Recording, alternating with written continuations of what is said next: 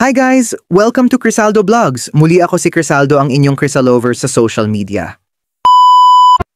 Disclaimer: I do not own the rights to this video, audio, or any content featuring the artist.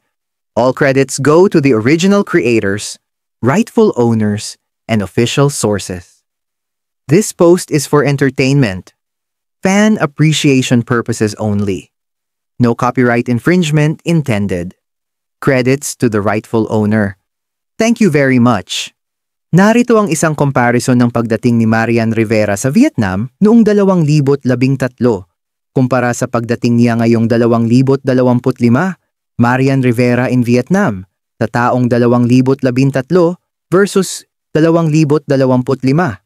Noong 2013, unang dumating si Marian Rivera sa Vietnam bilang isa sa mga pinakasikat na aktres mula sa Pilipinas.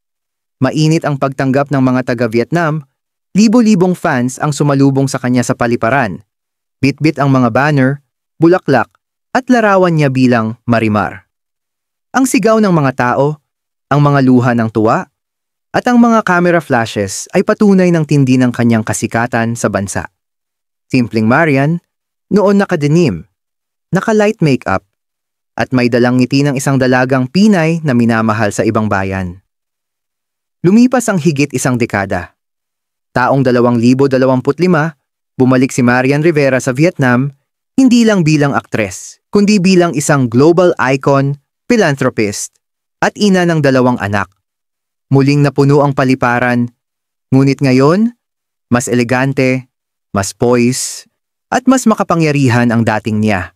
Hindi na lamang siya ang Marimar ng mga puso ng mga Vietnamese, kundi ang Queen Marian, simbolo ng timeless beauty, grace, at inspirasyon. Ang dating sigawan ng mga fans ay napalitan ng paghanga at respeto. Ang Marian noong 2013 ay isang sikat na bituin. Ang Marian ngayong 2025, isang buhay na alamat. Muli ako ang inyong Crisalover sa social media, Crisaldo. At your service, please don't forget to like, comment, and share.